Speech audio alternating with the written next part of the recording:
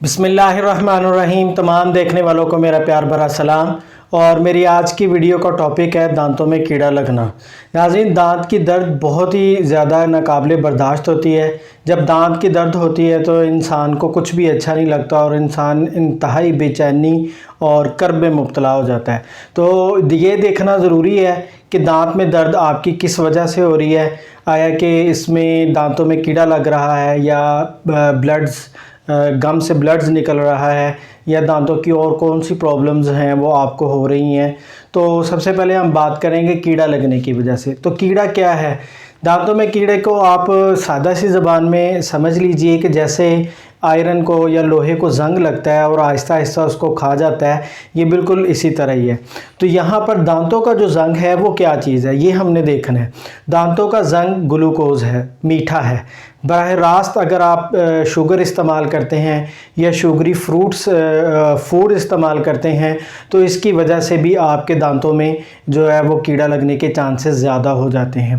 Carbohydrates का आपने ज़ाहिर है इस्तेमाल तो करना ही है, लेकिन आपका ये आपने देखना है कि कार्बोहाइड्रेट्स अगर आप ले रहे हैं तो आप किस टाइम पे ले रहे हैं।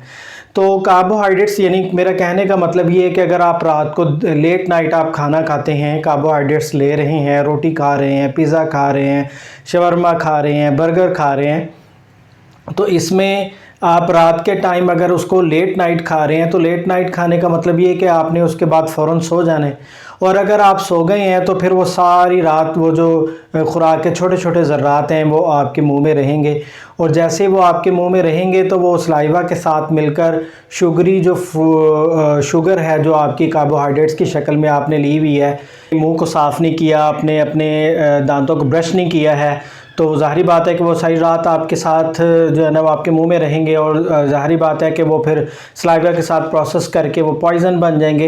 ये मैं आम ज़बान में बता रहा हूँ ताकि जो है ना ये मतलब इसकी तहकीक तो में तो और अल्फाज इस्तेमाल होते हैं, लेकिन मैं सादा ज़बान में आपको समझा रहा हूँ कि वो जो है ना वो एक जो है ना वो एक पॉइज़न बन जाएगा। यानी कि ग्लूकोज जो है वो सलाइवा के साथ मिलकर फर्मेंटेशन करेंगे और ऐसा केमिकल बना देंगे कि जो आपकी दांतों को एनामल को भी जो है ना वो मुतासर करेगा और फिर ज़ाहिरी बात है कि वो गम्स की बीमारी भी लगाएगा, दांतों के कीड़ा लगने की बीमारी भी लगाएगा। तो आपने समझ लिया होगा मेरी इन बातों से कि जो ग़िज़ा जो है वो जो है ना सबसे पहली वजह बनती है। आप अच्छी डाइट का इस्तेमाल करें, आप कार्बोहाइड्रेट्स को कम इस्तेमाल करें या उसका एक टाइमिंग बना लें। आपको फ्रूट्स के ऊपर ज़्यादा आना पड़ेगा जिसमें ग्लूकोज़ की मिकदार मुनासिब और कम होती है, और आपको जो आर्टिफिशियल चीज़ें हैं जो सादा चीनी से बनती हैं उससे आपको परहेज़ करना पड़ेगा, जैसे मिठाइयाँ हैं, जैसे कैंडीज़ हैं, जैसे बच्चों के लॉलीपॉप्स हैं, जैसे और भी बहुत सी चीज़ें हैं कि जो मीठे में इस्तेमाल होती हैं। फिर उसके बाद आप देखें कि एक तो हो गया आपका जो ग़िज़ा, दूसरी ये कि दांतों की सफाई। देखें, आमतौर पर हम ब्रश करते हैं या तो नाश्ते से पहले कर लेते हैं और या फिर रात को सोने से पहले कर लेते हैं।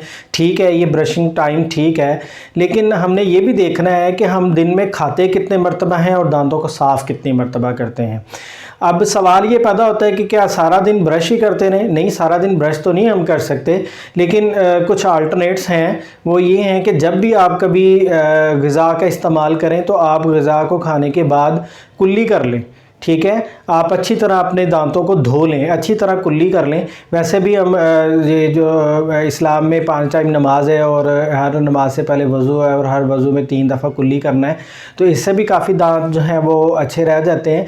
लेकिन आप कुल्ली करें, ठीक है, आपने जो भी खुराक खाई है आप कुल्ली करें, और अगर पॉसिबल है, ठीक है ना, तो आप दोपहर के टाइम भी ब्रश कर सकते हैं। उसके बाद फिर ब्रश की टेक्निक्स आ जाती हैं कि आपने ब्रश की कौन सी ब्रश आप सही कर रहे हैं ये नहीं कर रहे। तो ब्रश जो आपने करना है वो उसकी भी एक टेक्निक है कि आपने जो ब्रश जो है वो आधा अपने टीथ पर रखना है और आधा जो है ना वो जेंटली अपने गम्स पर रखना है। एक्चुअली हम समझते ये हैं कि शायद ब्रश सिर्फ दांतों के को साफ़ करने के लिए, ब्रश दांतों को इस्तेमाल करने के लिए साफ़ करने के लिए नहीं है, बल्कि पूरे मुंह मुंह की सफाई के लिए है। तो आप अपने गम्स को भी हल्का हल्का जेंटली सॉफ्ट ब्रश इस्तेमाल कीजिए। ये रिकमेंडेड है सॉफ्ट, ठीक है। अगर हार्ड है तो उसको छोड़ दीजिए, आहिस्ता आहिस्ता आप सॉफ्ट ब्रश पर आइए। तो मुंह को खोल कर ब्रश कीजिए, मुंह को ज़रा ऐसे अपने जा को खोल कर ब्रश कीजिए और ऊपर वाला हिस्से को अलहदा कीजिए, नीचे वाले हिस्से को अलहदा कीजिए। ऊपर वाले हिस्से को जब आपने ब्रश करना है तो वो उसका जो है ना वो नीचे की तरफ करना है, फिर नीचे वाले को आपने हिस्से को करना है तो आपने ऊपर की तरफ करना है। 45 डिग्री का एंगल बना लें आप अपने ब्रश का और उसको जो है ना वो जेंटली आप उसको घुमाएं। और अगर आप सादा ज़बान में अगर आप इसको समझना चाहते हैं कि सादा ज़बान में मतलब यानी कि ब्रश की टेक्निक क्या है, तो मैं ये कहता हूँ कि सादा ज़बान में ब्रश की टेक्निक वो है कि आपके मुंह में आपके जो दांतों के अंदर जो छोटे छोटे से मतलब कि कॉर्नर्स हैं, जो दांत की शेप में जो कॉर्नर्स बने होते हैं जहाँ पर आप समझते हैं कि खुराक का ज़र्रा जो है ना वो छुप कर बैठा हुआ है, तो आपने उसको तलाश करके और ब्रश की मदद से आपने उसको साफ़ करना है।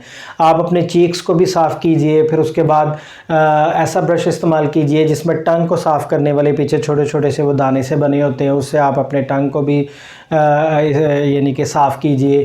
फिर उसके बाद आप एक और चीज़ का ख्याल रखिए कि आप ये आम तौर पर ये जो टूथपिक्स होती हैं जिसके ज़रिए आपने अगर कोई गोश्त वगैरह खाया है तो आम तौर पर दांतों में गोश्त फंसता है तो आप उसको निकालते हैं।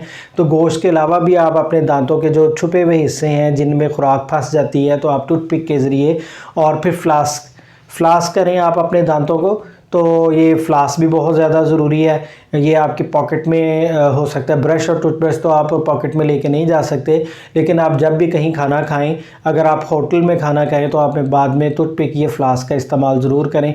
अगर बताने का मकसद ये है कि खुराक जो है वो किसी भी कॉर्नर में रह ना जाए, फ़ौरी तौर पर आप उसको रिमूव कर लें, फ़ौरी तौर पर आप उसको साफ़ कर लें।